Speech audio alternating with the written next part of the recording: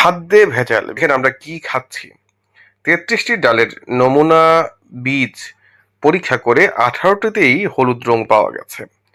টাইট্রাজিন নামে এই রঙের মাত্রাতিরিক্ত ব্যবহারে হতে পারে ক্যান্সার সহ বিভিন্ন রোগ। রং মিশ্রিত ডাল আমদানি বন্ধে এনবিআরকে চিঠি দিয়েছে কর্তৃপক্ষ। আচ্ছা, যাই হোক, আমরা যে মুগ ডাল খাই সেই ডালে আসলে এক ধরনের বেশিরভাগ ক্ষেত্রেই সব ডাল যে একদম খারাপ সেটা না, এই রংটি বিষাক্ত হয়। ডাল খেতে যারা পছন্দ করেন তাদের অনেকেই খাদ্য তালিকায় মুগ ডাল রাখেন।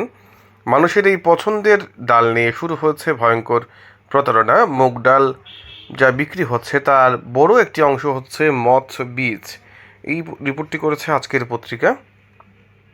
বিদেশ থেকে আমদানি করা মথ বীজে রং মিশিয়ে মুগ ডাল বিক্রি করছেন অসাধু ব্যবসায়ীরা।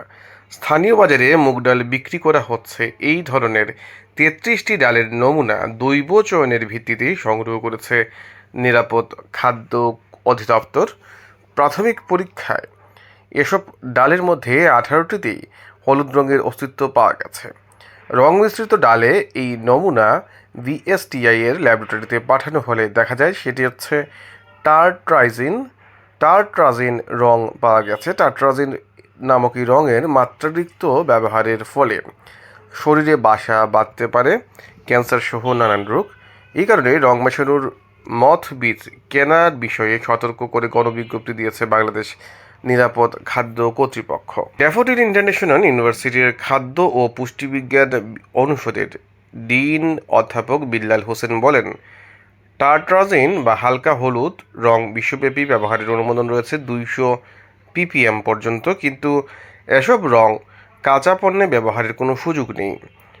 এসব রং মাত্রাতিরিক্ত ব্যবহারের মাধ্যমে ক্যান্সার, লিভার এবং কিডনির জটিল রোগ হতে পারে।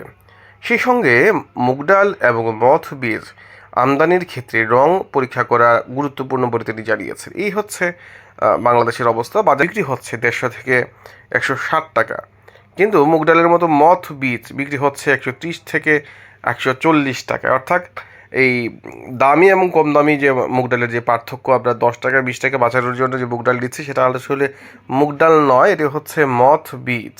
এই সুযোগ নিয়ে ভোক্তাদের সাথে প্রতারণা করে আসছে অসাধু ব্যবসায়ীরা। মুগ ডাল নামে মথ বীজ বিক্রি করে আসেন তারা। ভারত থেকে আমদানি করা এই মুগ ডাল সদৃশ এসব ডাল প্রতি কেজি ১২০ থেকে ৩০ টাকা ধরে পাইকারি পর্যায়ে বিক্রি হচ্ছে। এই মুগ ডাল বা মথ বীজ যেভাবে বাংলাদেশের মার্কেটে ছড়িয়ে গেছে, সেক্ষেত্রে এবং সেখানে রং মিশিয়ে যেভাবে মানুষ খাচ্ছে, আপনি খাচ্ছেন, আমি খাচ্ছি, সবাই খাচ্ছেন, বিশেষত হোটেলগুলোতে আমাদের প্রিয় খাদ্য হচ্ছে মুগ ডাল এবং সাথে ঘিলা কলিজা। এটা অনেক চলে এই সুনামগঞ্জ সহ সারা দেশে। এই মুগ ডাল আসলে মুগ ডাল না, এটা হচ্ছে মথ বীজ।